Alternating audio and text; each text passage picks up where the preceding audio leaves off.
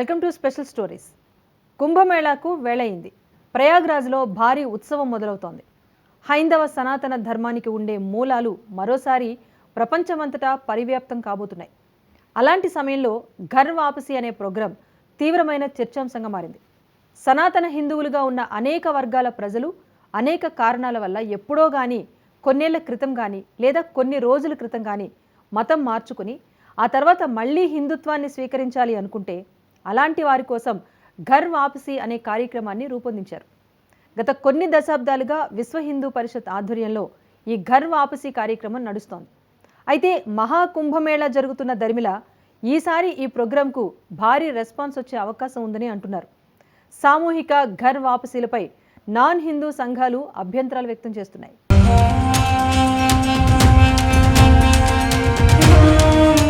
కుంభమేళాలో ఘర్ వాపసీ కీలకంగా మారుతుందా? ఘర్ వాపసీలతో ముస్లింలకు వచ్చిన ఇబ్బంది ఏంటి? ఘర్ వాపసీ కోసం యోగి సర్కార్ చేస్తున్న ఏర్పాట్లేంటి? ప్రపంచవ్యాప్తంగా అనేక దేశాల మీద కన్నేసిన క్రిస్టియన్ సంస్థలు, ఇస్లామిక్ సంస్థలు, అందులో ముఖ్యంగా భారత్ను టార్గెట్ చేశాయనే ఆరోపణలు ఎన్నో ఉన్నాయి. అందుకు కారణం వారి టార్గెట్ రీచ్ అయ్యే ప్రజలు భారత్లోనే ఎక్కువ ఉన్నారని, ఎలాంటి మత విశ్వాసాన్నైనా తమదిగా చేసుకునే ఔదార్యం గాని, అమాయకత్వం గాని భారతీయులో ఉండడం వల్లే మతాంతరీకరణ చేసే సంస్థల పని సులువవుతుందనే అభిప్రాయం ఎప్పటినుంచో ఉంది. మరోవైపు దేశ రాజ్యాంగం సెక్యులరిజాన్ని బోధిస్తున్నా అది హిందువులపైనే రుద్దబడిందనే అభిప్రాయం నానాటికి బలపడుతుంది. నాన్ హిందూస్ ఎవరూ సెక్యులరిజాన్ని పాటించడం లేదని, కేవలం హిందువుల ఓట్లు కొల్లగొట్టడానికే అన్న భావన, విమర్శలు తీవ్రతరమవుతున్నాయి. చట్టాలన్నీ మతాంతరీకరణను ప్రోత్సహిస్తూ ప్రలోభపెట్టి మతం మార్చే ప్రక్రియను ఆపే వారి పట్ల మాత్రం కఠినంగా వ్యవహరిస్తున్నాయనే భావన నానాటికి బలపడుతుంది. అందుకే కొన్ని దశాబ్దాలుగా విశ్వ హిందూ పరిషత్ లాంటి సంస్థలు మతాంతరీకరణకు వ్యతిరేకంగా పనిచేస్తున్నాయి. ఇప్పుడు తాజాగా కుంభమేళలో కూడా గతంలో మతం మారిన హిందువులను మళ్లీ హైందవంలోకి తీసుకొచ్చేలా భారీ ఎత్తున ప్రణాళికలు రూపుదిద్దుకుంటున్నాయి.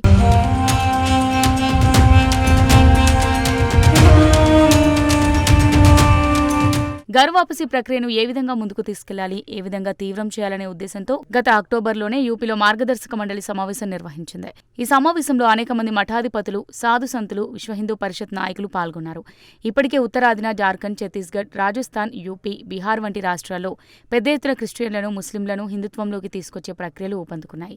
2014లో తెలంగాణ, ఆంధ్రలో దాదాపు 8,000 మంది ఘర్ వాపసీ ద్వారా హిందుత్వాన్ని స్వీకరించారు. 2017లో జార్ఖండ్లో 53 క్రైస్తవ కుటుంబాలు ఘర్ వాపసీ తీసుకున్నాయి.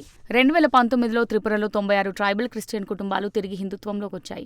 2020లో గుజరాత్లో 144 కుటుంబాలు క్రిస్టియానిటీని వీడి హిందుత్వంలోకి వచ్చేశాయి. ఇటీవల యూపీలోనూ అనేక మంది ముస్లిం కుటుంబాలు తమ మూలాలు వెతుకుంటూ మళ్లీ హిందుత్వాన్ని స్వీకరిస్తున్నారు. అయితే అలాంటి కుటుంబాలపైన ఇస్లామిక్ ఛాందసవాదులు దాడులు చేస్తున్నారన్న వార్తలు వినిపిస్తున్నాయి. ఈ క్రమంలో తాజాగా జరుగుతున్న కుంభమేళలోనూ భారీ ఎత్తున ఘర్ వాపసీ ఉందన్న వార్తలు ఆసక్తి రేపుతున్నాయి.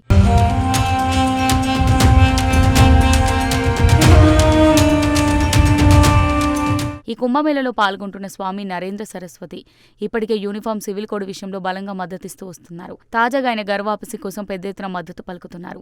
ఘర్ వాపసీ అనేది భారతదేశాన్ని మరింత శక్తివంతం చేస్తుందని, భారత్ను బలహీనం చేయాలని శక్తులు వీక్ అయిపోతున్నారని, ఇది దేశానికి ఎంతో మంచిదని అభిప్రాయపడుతున్నారు. ఒక హిందూ మతం మారితే హిందువుల సంఖ్య ఒకటి తగ్గడమే కాదు, శత్రువుల సంఖ్య ఒకటి పెరిగినట్టేనని చెప్పిన వివేకానందుడి మాటలను ఎప్పటికీ గుర్తుంచుకోవాలనేదే నరేంద్ర సరస్వతి చెబుతుండడం విశేషం. समान नागरिक संहिता, जनसंख्या नियंत्रण, धर्मांतरण को अमल हो, सरकारी नियंत्रण से जो मठ मंदिर हैं वो मुक्त हो, घर वापसी हो और सनातन का विस्तार हो. बहुत से लोग जो सनातन छोड़ चुके हैं अगर वापस आएंगे तभी देश मजबूत होगा. जहाँ जहाँ सनातनी हिंदुओं की संख्या कम हुई वहीं अलगाववाद, उग्रवाद और देश विभाजन కట్టనే की बातें हो रही हैं. ऐसे అనేక బిందువుల पर చర్చ हो. మరోవైపు హిందూ సంస్థలు తలపెట్టిన ఘర్ వాపసీ వల్ల దేశంలో టెన్షన్స్ క్రియేట్ అవుతాయని, సామూహిక మత మార్పిళ్లు మంచిది కాదని ఇస్లామిక్ నిపుణులు షాబుద్దీన్ రజ్వీ బరేల్వీ అభ్యంతరం వ్యక్తం చేస్తున్నారు. సామూహిక ఘర్ వాపసీ వల్ల ముస్లింలు, క్రిస్టియన్లలోని రాడికల్ యూత్ రెచ్చిపోతున్నారని, దానికి ప్రతిగా ఆయా మతాల వారు సైలెంట్గా మత మార్పిళ్లను మరింత తీవ్రం చేస్తారని రజ్వీ అంటున్నాడు. అదీకాక చట్ట వ్యతిరేకం మతాంతరీకరణ చట్టానికి అది వ్యతిరేకం అంటున్నాడు. Unlawful conversion of religion religion act 2024 చట్ట ప్రకారం మతం మారే వ్యక్తి జిల్లా కలెక్టర్కు ముందుగా నోటీసు ఇవ్వాల్సి ఉంటుంది. తాను మతం మారడంలో ఎవరి ఒత్తిడి లేదని, తనను ఎవరూ ప్రలోభ పెట్టడం లేదని చెప్పాల్సి ఉంటుంది. ఆ నోటీసు తీసుకున్న తర్వాత ఆ జిల్లా కలెక్టర్ ఎంక్వైరీ చేయాలి. నిజాలు తేల్చే బాధ్యత కలెక్టర్దే. ఇక ఆ తర్వాత ఆ వ్యక్తి తన నోటీసులో పేర్కొన్నట్టు కలెక్టర్ ముందు భౌతికంగా హాజరై చూపాలి.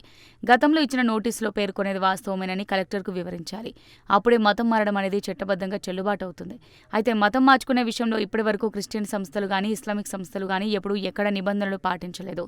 భయపెట్టి లేదా ప్రలోభపెట్టి మతం మార్చిన ఘటనలే అన్ని చోట్ల కనిపిస్తున్నాయి. చాలా తక్కువ చోట్ల మాత్రమే వ్యక్తిని కన్విన్స్ చేసి మతం మారుస్తున్న ఉదంతాలు కనిపిస్తాయి. మరోవైపు మతం మారకపోతే అలాంటి అమ్మాయిలపై, కుటుంబాలపై జరుగుతున్న దాడులు కూడా నానాటికి తీవ్రతరం అవుతున్నాయి. అలాంటి వాటికి చెక్ పెట్టడానికే 2024లో ప్రభుత్వం unlawful conversion of religion act తీసుకొచ్చింది. మరోవైపు క్షేత్రస్థాయిలో అనేక హిందూ సంస్థలు అఖాడాలకు ప్రజలకు అవగాహన కల్పిస్తూ హిందూ ధర్మంలోని విశిష్టతను వివరిస్తూ హిందుత్వాన్ని విడిచిన ప్రజలను తిరిగి హిందుత్వంలోకి తీసుకొస్తున్నారు.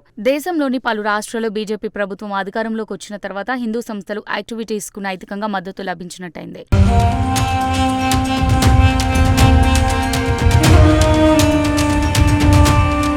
ఇలాంటి పరిస్థితుల్లో ఘర్ వాపసీ ప్రక్రియకు చెక్ పెట్టడానికి ఇస్లామిక్ సంస్థలు ఇప్పటికే అనుసరిస్తున్న పథకాలు సక్సెస్ కాకపోతే ఇంకా ఎలాంటి పనులకు పూనుకుంటారనే చర్చ నడుస్తుంది. మరోవైపు అటు క్రిస్టియన్ సంస్థలు కూడా యాక్టివిటీస్ కి నైతికంగా మద్దతు లభించినట్టయింది. ఇలాంటి పరిస్థితుల్లో ఘర్ వాపసీ ప్రక్రియకు చెక్ పెట్టడానికి ఇస్లామిక్ సంస్థలు ఇప్పటికే అనుసరిస్తున్న పథకాలు సక్సెస్ కాకపోతే ఇంకా ఎలాంటి పనులకు పూనుకుంటారనే చర్చ నడుస్తుంది.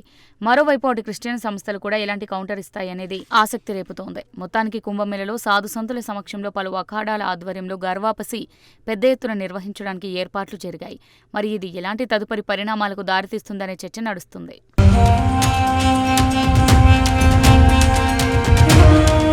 ఇప్పటికే పలు సందర్భాల్లో జరిగిన కుంభమేళాలు అనేక రికార్డులు సృష్టించాయి. ఈ క్రమంలో ఇప్పుడు జరుగుతున్న కుంభమేళా మరింత భారీ ఎత్తున జరగబోతోంది. గతంలో విశ్వ హిందూ పరిషత్ కుంభమేళా సందర్భంగా అనేక తీర్మానాలు చేసింది. వాటిని క్రమంగా అమలు చేస్తూ వస్తోంది. అయితే ఈసారి గోమాతకు సంబంధించి ఓ కీలకమైన తీర్మానం ప్రవేశపెట్టే అవకాశం ఉందంటున్నారు. దేశంలో విచ్చలవిడిగా గో హత్య జరుగుతున్న దరిమిల గో హత్యను శాశ్వతంగా రూపుమాపేందుకు ఓ సుదీర్ఘమైన ప్రణాళికతో ముందుకొచ్చే అవకాశం ఉందంటున్నారు.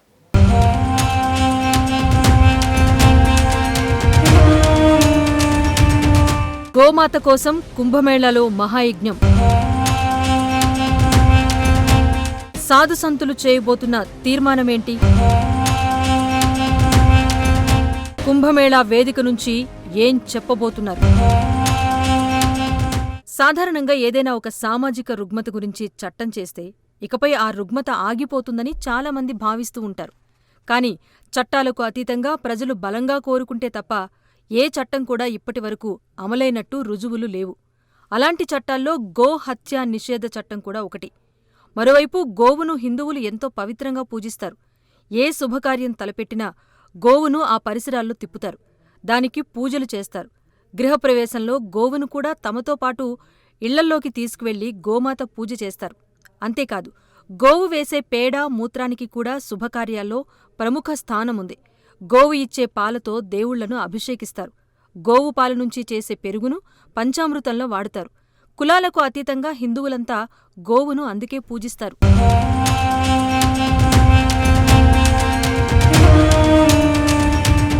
గోవు ఒక్కదానిలోనే సమస్త దేవీదేవతలు ఉన్నారని వేదాలు, పురాణాలు ఘోషిస్తున్నాయి. మానవుడి కోరికలన్నింటినీ తీర్చే గోవును కామధేనువుగా భావిస్తారు. అది సాక్షాత్తు లక్ష్మీనారాయణుల స్వరూపంగా, పార్వతీ పరమేశ్వరుల నిలయంగా ఆరాధిస్తారు. ఇంతటి ప్రాశస్త్యం గోవుకు ఉన్నప్పటికీ దేశంలో యథేచ్ఛగా గో హత్య మాత్రం జరిగిపోతూనే ఉంది. అయితే అంతటి గోవును ఇప్పటిదాకా పాలకులు పెద్దగా ఏనాడూ పట్టించుకోలేదు. అందుకే విశ్వ హిందూ పరిషత్ ఈసారి కుంభమేళాలో గోవు కోసం ఓ ప్రత్యేకమైన తీర్మానం చేయాలని సంకల్పించింది అంటున్నారు. గో రక్షణ కోసం తీసుకోబోయే నిర్ణయాల కోసం ఓ భారీ యజ్ఞం కూడా ఈ కుంభమేళాలో తలపెట్టారట. గో రక్షణ కోసం తీర్మానం చేయబోయే ముందు 1100 మంది పూజారులతో భారీ యజ్ఞాన్ని కుంభమేళాలో తలపెట్టారు. ఇందుకోసం ప్రత్యేకంగా యజ్ఞకుండాన్ని తయారు చేశారు. యజ్ఞకుండం విజువల్స్ చూస్తేనే తెలుస్తుంది గో హత్య వ్యతిరేక నిర్ణయానికి ఎంతటి ప్రాముఖ్యత ఇస్తున్నారో అంటున్నారు హిందూ సంఘాల నాయకులు.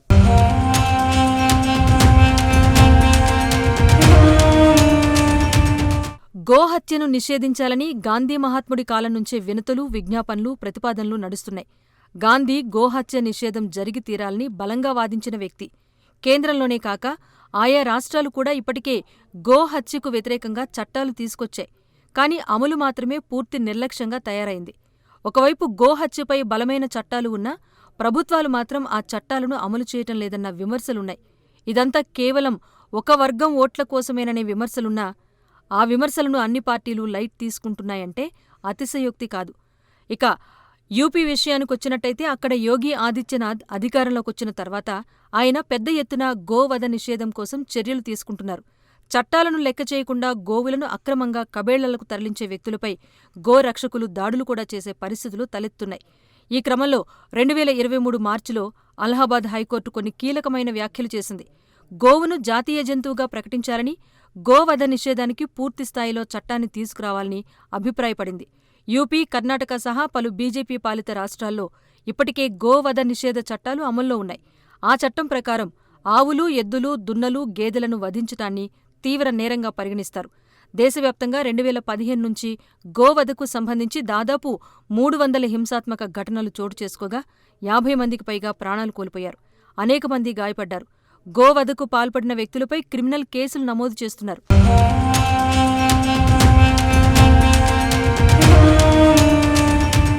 భారతదేశం లౌకిక దేశం కాబట్టి అన్ని మతాలను గౌరవించటం ముఖ్యమని, హిందూ మతంలో ఆవును రక్షించాలని, గౌరవించాలని చెప్పటమే కాక గోవుకు దైవికమైన, సహజమైన ప్రయోజనాలున్నాయని జస్టిస్ షమీం అహ్మద్ వ్యాఖ్యానించటం విశేషం. అంతేకాదు, ఈ దేశవాసుల మనోభావాలతో పాటు పురాతన గ్రంథాలు గోవుకు ఇస్తున్న ప్రాధాన్యతను పరిగణలోకి తీసుకున్న అహ్మద్, దేశంలో గోహత్యపై నిషేధం అమలు కావాలి అంటే గోవును జాతీయ రక్షిత జంతువుగా ప్రకటించాలని సూచించారు.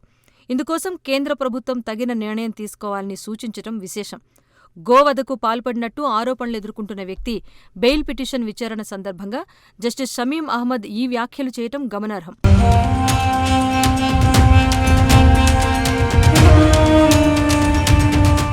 ఇటు ఉమ్మడి ఆంధ్రప్రదేశ్లోనూ గో హత్యకు వ్యతిరేకంగా చట్టాలున్నాయి.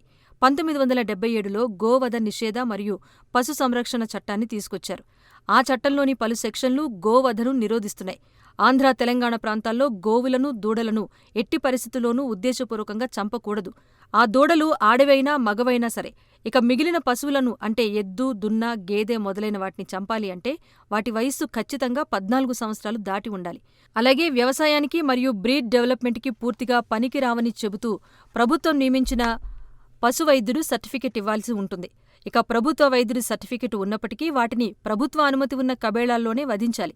రోడ్ల మీద, ఇళ్లల్లో ఎక్కడ పడితే అక్కడ పశువులను వధించటం, మాంసాన్ని విక్రయించటం నేరం. అలాగే ఈ నేరాన్ని కాగ్నిజబుల్ నేరంగా పరిగణిస్తారు. కాగ్నిజబుల్ నేరం జరుగుతున్నప్పుడు ఏ ప్రైవేట్ పర్సన్ అయినా నేరం చేసిన వ్యక్తిని అడ్డుకునే హక్కుంటుంది. ఆ తర్వాత వారిని పోలీసులకు పట్టించవచ్చు. దీనికి యానిమల్ క్రూయల్టీ యాక్ట్ కూడా వర్తిస్తుంది. అంటే గోవును హింసిస్తూ, దెబ్బలు కొడుతూ తీసుకువెళ్లటం, గాలి ఆడకుండా వాహనాల్లో తరలించటం, రక్తమొచ్చేలా కట్టేయటం, ఓవర్లోడ్ చేస్తూ నొప్పులతో ఇబ్బంది పెడుతూ తీసుకువెళ్లటం వంటివి యానిమల్ క్రూయల్టీ యాక్ట్ ప్రకారం నేరం.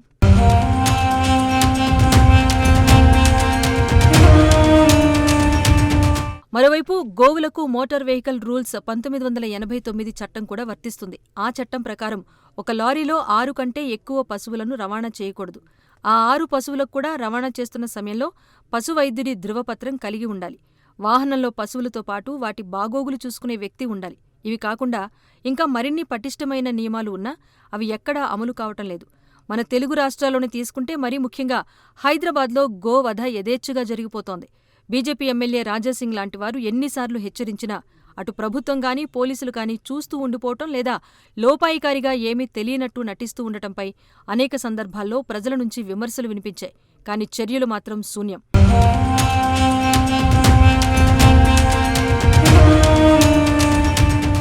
ఇలాంటి పరిస్థితుల్లో మహాకుంభమేళాలో గోరక్షణ కోసం సాధుసంతులు ఎలాంటి తీర్మానాలు ప్రవేశపెడతారు?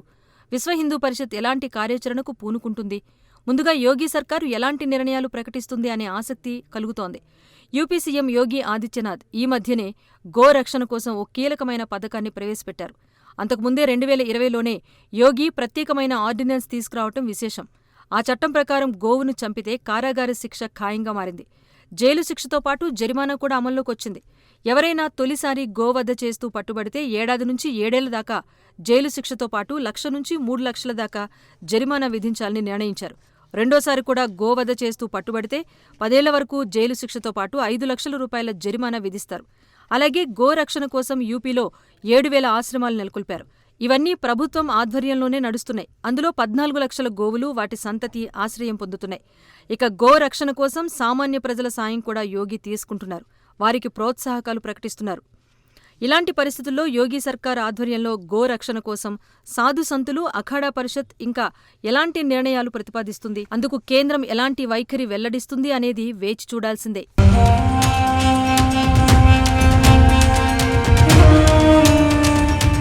ప్రపంచమంతా కుంభమేళా వైపు ఆసక్తిగా చూస్తూ ఉంటే కొంతమంది మౌల్వీలు మాత్రం ప్రపంచం దృష్టి తమ వైపు ఉండేలా టెక్నిక్స్ ప్లే చేస్తున్నారేమో అనిపిస్తోంది. కుంభమేళా జరిగే స్థలం వక్ఫ్ బోర్డుకు చెందిందని ఆల్ ఇండియా ముస్లిం జమాత్ అధ్యక్షుడు క్లెయిమ్ చేయటం, దానికి యూపీ ముఖ్యమంత్రి యోగి ఆదిత్యనాథ్ ధీటుగా రిప్లై ఇవ్వటం ఆసక్తి రేపుతోంది. అయితే కౌంటర్కు రివర్స్ కౌంటర్ ఇవ్వటం పెద్ద విషయం కాకపోయినా వక్ఫ్ బోర్డు ఎందుకు అని అలా క్లెయిమ్ చేసింది? అందుకు వారి వద్ద ఉన్న అసలు ఆధారాలేంటి? యోగి ఆదిత్యనాథ్ చూపిస్తున్న సాక్ష్యాలేంటి? అంతేకాదు, ఇలాంటి సమయంలో కుంభమేళా జరిగే స్థలం ముస్లింలకు చెందింది అంటూ క్లెయిమ్ చేయటంలో అసలు ఉద్దేశాలేంటి? ఇప్పుడు ఇవే అంశాలు ఆసక్తి రేపుతున్నాయి.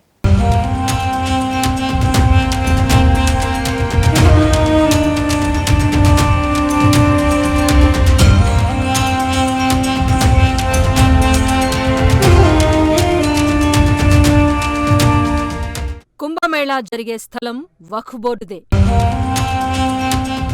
నోటికొచ్చినట్టు వాగుతున్న షాబుద్దీన్ రజ్వీ, నోరు మూయించే కౌంటర్ ఇచ్చిన సీఎం యోగి. కుంభమేళాకు వచ్చే భక్తుల కోసం, ప్రాచీన ధర్మాన్ని ఆచరించే సనాతుల కోసం ఉత్తరప్రదేశ్లోని యోగి సర్కార్ కనీవిని ఎరుగని ఏర్పాట్లు చేసింది. దాదాపు 45 రోజుల పాటు జరిగే ఈ కుంభమేళాకు 40 నుంచి 50 కోట్ల మంది సందర్శకులు వస్తారని అంచనా వేస్తున్నారు. దీనికోసం నాగ సాధువులు, అఘోరాలు, ఇతర పీఠాధిపతులు, స్వామీజీలు లక్షలాదిగా తరలివస్తున్నారు. ప్రయాగ్రాజ్లో దాదాపు 4,000 హెక్టార్ల విశాలమైన స్థలంలో కుంభమేళాకు ఏర్పాట్లు జరిగాయి. భారతదేశ సాంస్కృతిక వారసత్వ స్థలంగా కుంభమేళాకు ప్రపంచవ్యాప్త గుర్తింపు ఉంది. ఇలాంటి సమయంలో ఆ స్థలం తమదేనని ఆల్ ఇండియా ముస్లిం జమాత్ అధ్యక్షుడు మౌలానా షాబుద్దీన్ రజ్వీ బరేల్వీ వ్యాఖ్యానించటం కలకలం రేపుతోంది. అసలు మౌల్వీ వ్యాఖ్యల కన్నా ఆ వ్యాఖ్యల అంతరార్థం ఏమయ్యుంటుందా అనేది మరింత సంచలనం రేపుతోంది.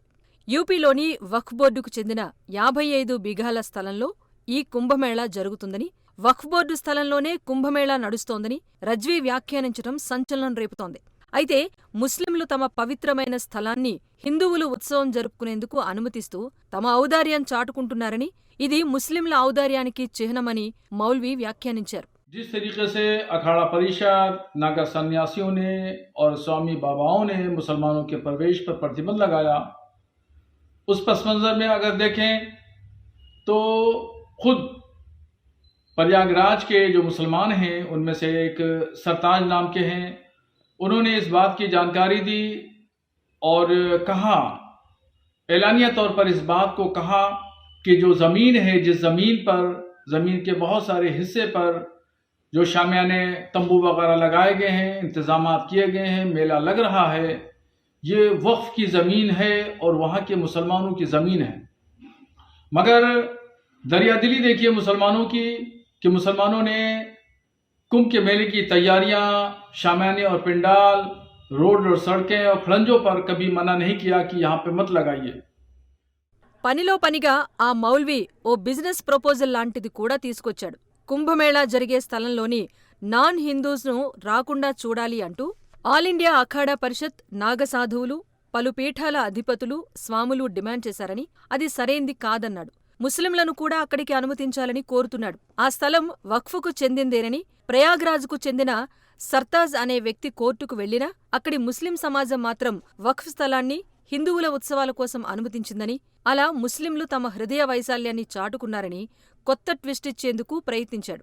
తమకు చెందిన 55 బిఘాల స్థలాన్ని వాడుకునేలా ముస్లింలు పెద్ద మనసు చేసుకుంటే కొన్ని హిందూ సంఘాలు మాత్రం విద్వేషాలు ప్రదర్శిస్తున్నారంటూ నోటికొచ్చిన కమెంట్స్ చేశాడు.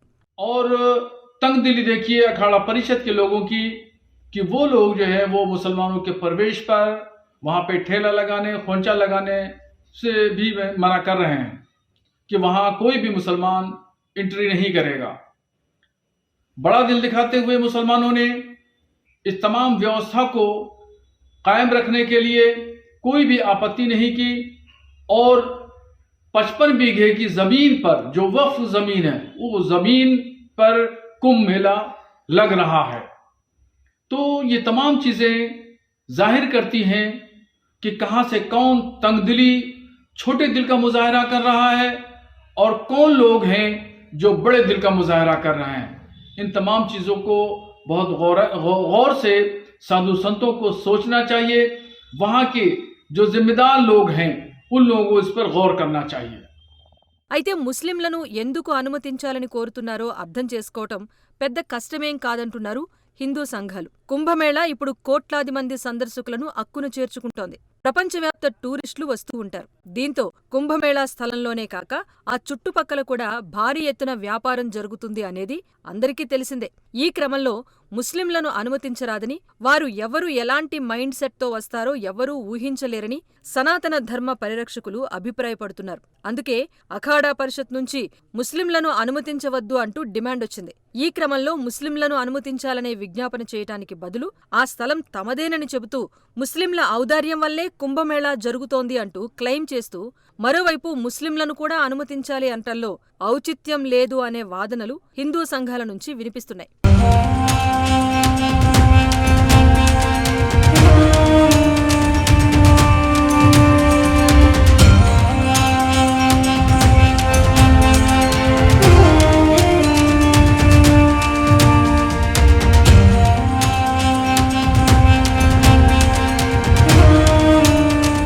అయితే మౌల్వీ ఇలాంటి కామెంట్స్ చేయటం వల్ల సామాన్య హిందువుల్లో ఆగ్రహాలను రెచ్చగొట్టి మతపరమైన చిచ్చు రేపటమే అసలు ఉద్దేశం కావచ్చని బీజేపీ నేతలు అంటున్నారు. ఎప్పుడూ ముస్లింల పక్షం తీసుకుని మాట్లాడే రాహుల్, సోనియా, ఉద్ధవ్ ఠాక్రే, లాలూ ప్రసాద్ యాదవ్, అఖిలేష్ యాదవ్ లాంటి వారు ఈ విషయంలో ఏం చెబుతారో చెప్పాలి అంటూ బీజేపీ నేతలు కోరుతున్నారు. మౌల్వీ ఇలాంటి కామెంట్స్ చేసి వారం రోజులైనా కూడా వారు చేస్తున్న క్లెయిమ్స్ తప్పని గాని ఒప్పని గాని చెప్పటం లేదని, ఇలా తప్పించుకోవటం అనేది హిందువులను మోసం చేయటమేననే కామెంట్స్ కూడా వినిపిస్తున్నాయి. అసలు కుంభమేళా ఉత్సవాన్ని డిస్టర్బ్ చేసే ఉద్దేశంతోనే ఇలాంటి ప్రయత్నాలు జరుగుతున్నాయా అని తాము అనుమానించాల్సి వస్తోందని అంటున్నారు. ఇక రజ్వీ చేసిన వ్యాఖ్యల తర్వాత యూపీ సీఎం యోగి ఆదిత్యనాథ్ ఇచ్చిన కౌంటర్లు ఇప్పుడు దుమారం రేపుతున్నాయి.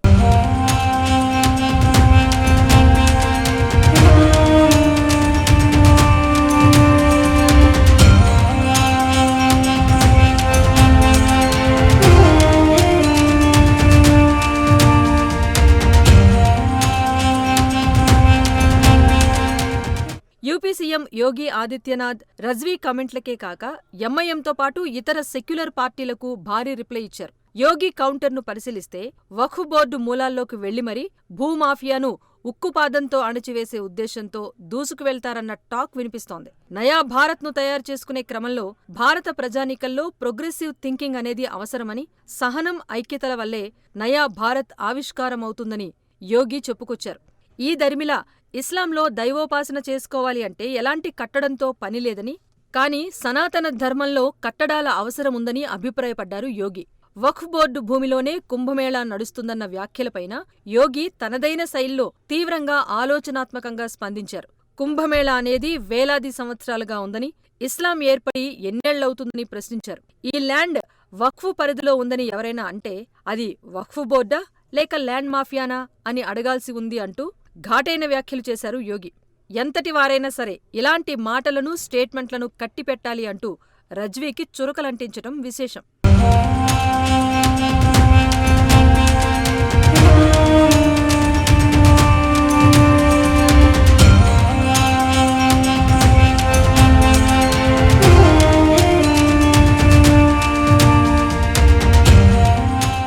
దేశమంతటా వక్ఫ్ ప్రాపర్టీస్పై ఇస్లామిక్ సంఘాలు రోజుకో వివాదం లేవనెత్తుతూ ఉండగా, యూపీలో అసలు వక్ఫ్ ఆవిర్భవించిన మూలాల్లోకి వెళ్లి పరిశీలిస్తున్నారు యోగి ఆదిత్యనాథ్. ఇందుకోసం 16వ శతాబ్దంలో ప్రవేశపెట్టిన ఫస్లీ సంవత్సరం నుంచి రికార్డులు స్టడీ చేస్తున్నారంట యోగి.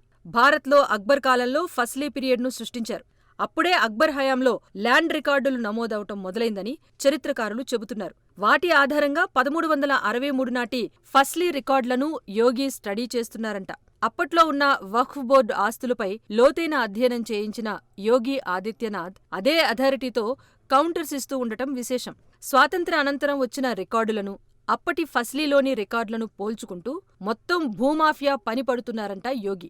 వక్ఫ్ అనే పదం ఎక్కడ కనిపిస్తే దాని ఒరిజినల్ ఓనర్షిప్ ఎవరిది అనేది పరిశీలించాల్సి ఉంటుందంటున్నారు యోగి. ఆ ల్యాండ్ను రీక్లైమ్ చేయటానికి తమ సర్కారు అడుగులు వేస్తుందని చెబుతున్నారు. హిందువులు పుణ్యక్షేత్రాల కోసం ఉపయోగించే భూములు, అటు ప్రభుత్వ భూములను మాఫియా చేతుల్లో పడకుండా చూస్తామంటూ యోగి అన్ని కమెంట్లకు ఒక్కటే కౌంటర్ ఇచ్చేయటం విశేషం.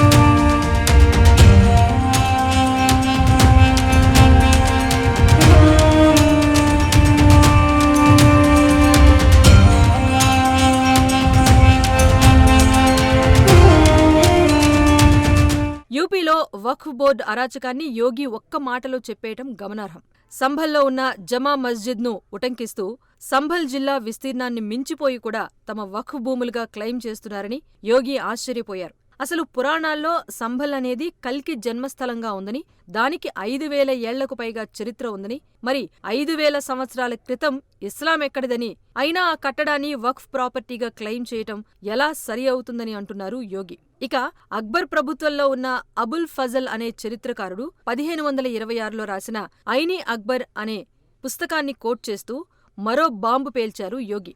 ఐనీ అక్బర్లో పేర్కొన్నట్టుగా సంభల్లో శ్రీహరి విష్ణు టెంపుల్ను కూల్చివేసి జమా మస్జిద్ కట్టారని యోగి చారిత్రక ఆధారాన్ని చూపిస్తున్నారు. ఇలాంటి పొరపాట్లు చరిత్రలో చాలా జరిగాయని, వాటన్నింటినీ ఇప్పుడు సరిదిద్దుకోవాల్సిన అవసరముందన్నారు. ఇందుకోసం ముస్లిం సంఘాలు స్వచ్ఛందంగా ముందుకు రావాలన్నారు.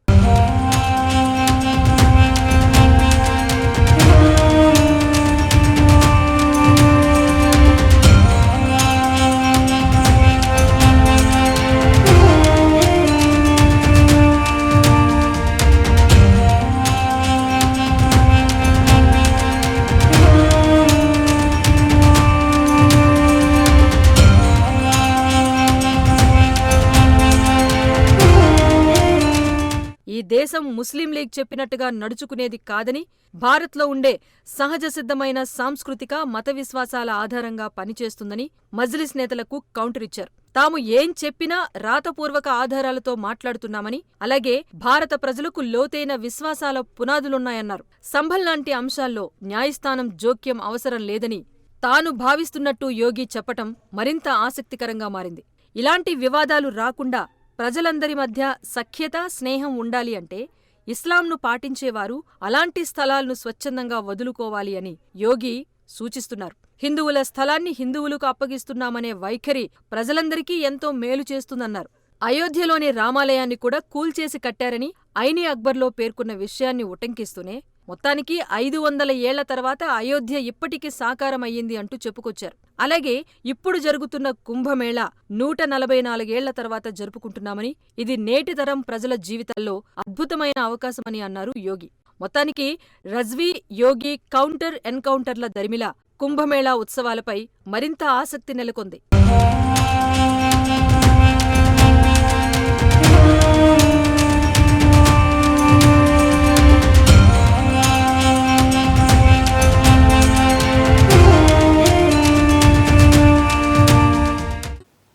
ఇది వాల్టి special story. Keep watching Raj news.